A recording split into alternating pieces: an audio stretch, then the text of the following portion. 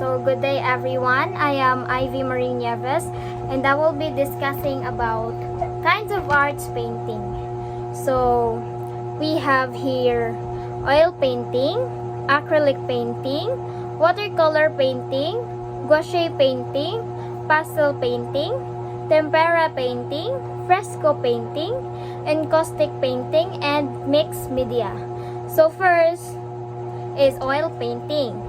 So what is oil painting?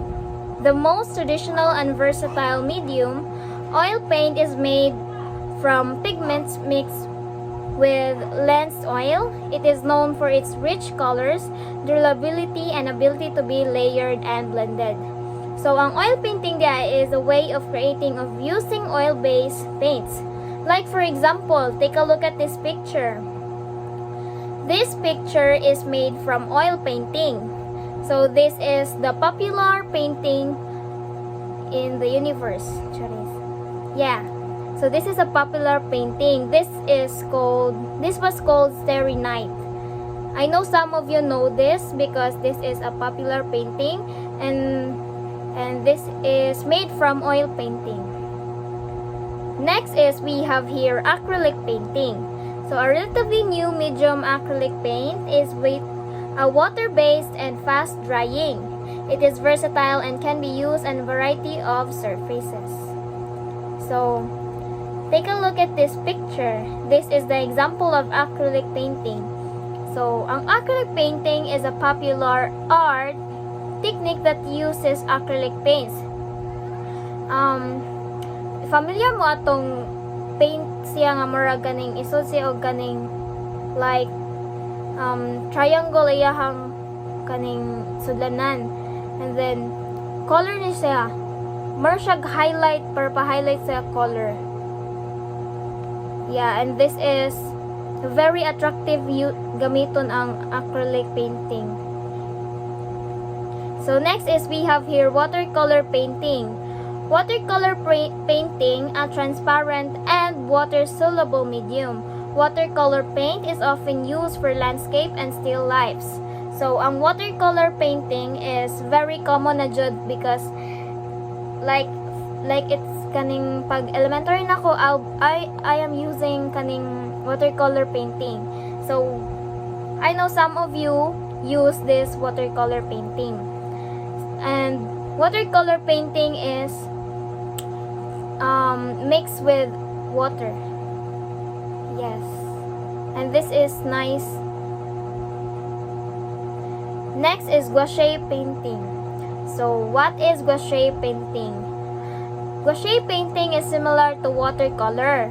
Gouache paint is a poke and can be used to create a more solid and textured effect.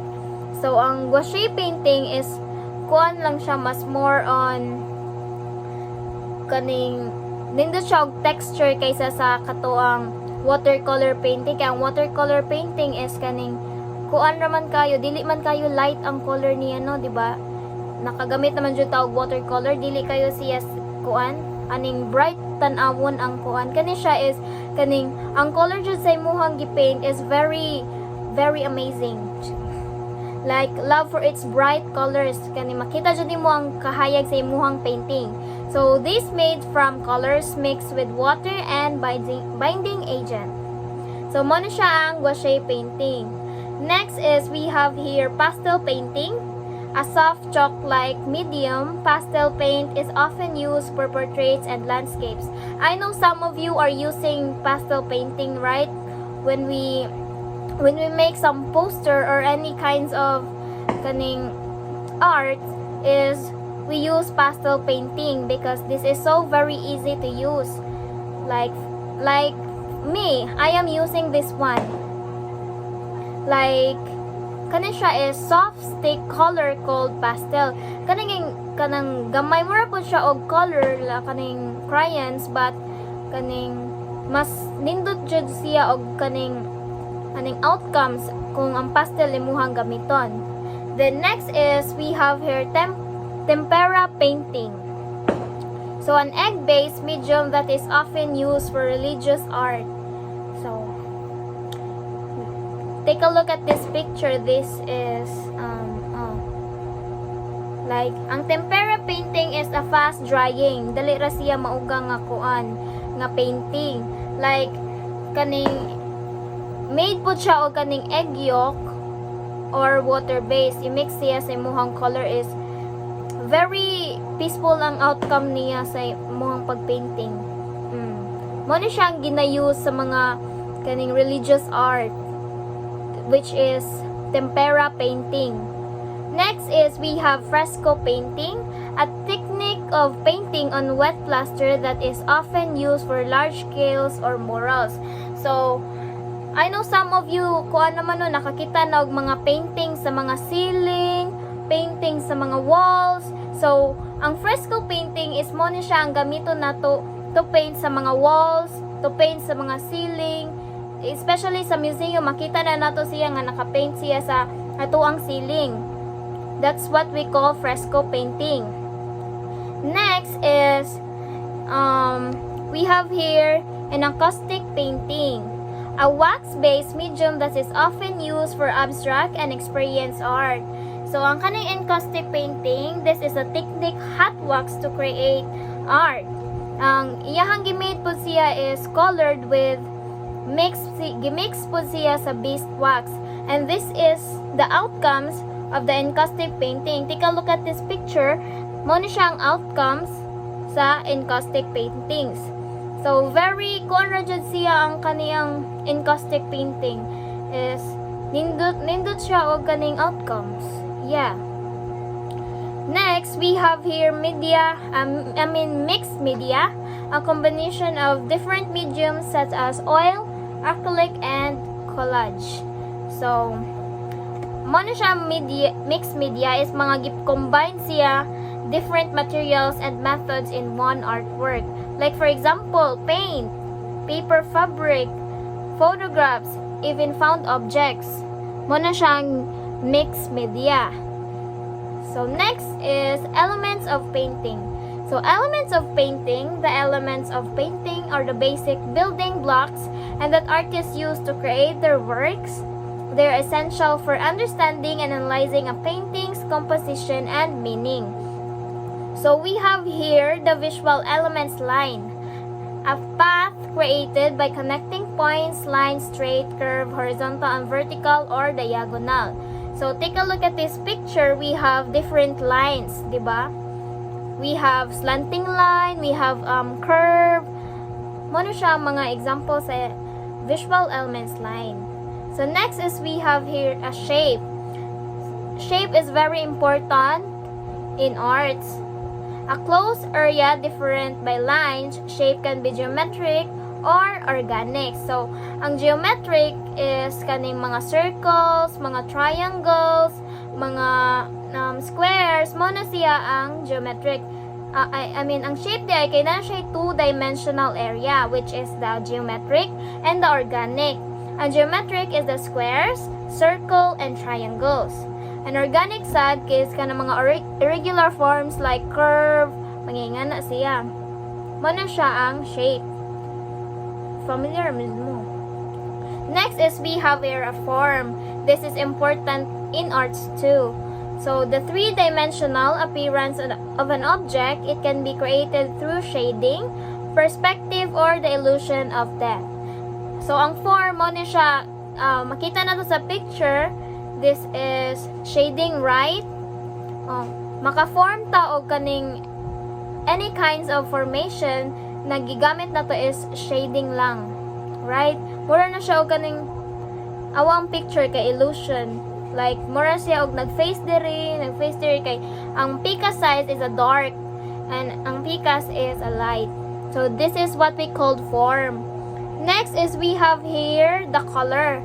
The color. So the whole, the value and the intensity of light. So colors can be very common naman jud kayo, ilhanam jud kayo ni ang color no kay syempre nagud ni sa ato ang elementary days like primary, secondary. It's very common na jud ang color. So ang purpose sa color sa art is to make arts to make the paintings maka-attract siya the bright color, the intensity of the paintings.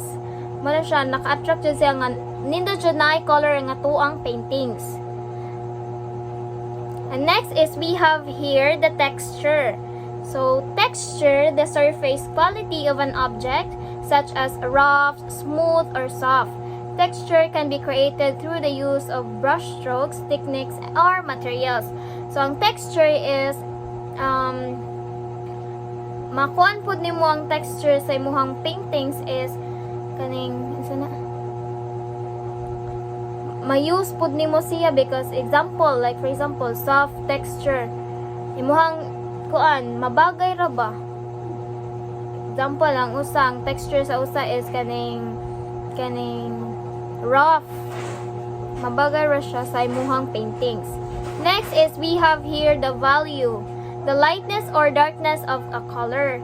Value is created by adding white or black to a color. Ang value is more na siya og shading but na siya kaning gikuan nga level sa imuhang ka light nga color, lightness nga color or ka darkness nga color. So we have, take a look at this picture. Light, middle light, dark light, light middle, middle and dark middle, light dark, middle dark, and dark dark. So these are the examples of value of lightness or darkness. So next is we have here the space. So the distance between objects or elements in a painting space can be positive, occupied by objects, or negative empty areas. Like for example, take a look at this picture. This is one of the example of space. Like there are two humans are facing, right? Did you see this? Two humans are facing, but if you watch closely, there is another form created. Napon siya laing form nga nahimo. Dili lang kayo sa kaning tunga human, but there is an illusion in it. Next is we have here the compositional elements balance. So the distribution of visual weight in a painting balance can be symmetric, equal on both sides, and symmetrical, unequal. So para dili ma-asymmetrical imuhang painting is you need to balance. Magput jud ka og kaning compositional element balance aron dili ma-asymmetrical tan-awon imuhang paintings. So this is the compositional elements balance. This is so important in paintings. Next is we have the emphasis. The focal point of a painting emphasizes creative by using contrast, size, placement, or colors. So take a look at this picture. Makita jud nimo ang difference between sa kaniyahang palibot, right? Is mura siya og center of attraction siya nga painting ba is kaning makita nimo awang picture is na siya pink, red, and yellow. So the other umbrellas are not totally kaning sana bright colors. Mura ni siya ang nag-iba. Nalahi. Muna siya ang emphasis. Next is we have here the unity, the sense of wholeness or harmony in a painting. Unity is achieved through repetition, rhythm, or similarity. So take a look at this picture. This picture, nag-show siya o kaning unity aron imuhang paintings is dili siya magkayagaw. Yagaw tan-awon, dili siya yagaw tan-awon, and dili siya yagaw tan-awon. Next is we have here the variety, the use of different elements or techniques to create interest. Variety can be achieved through contrast, diversity, or complex. So take a look at this picture. Dili kayo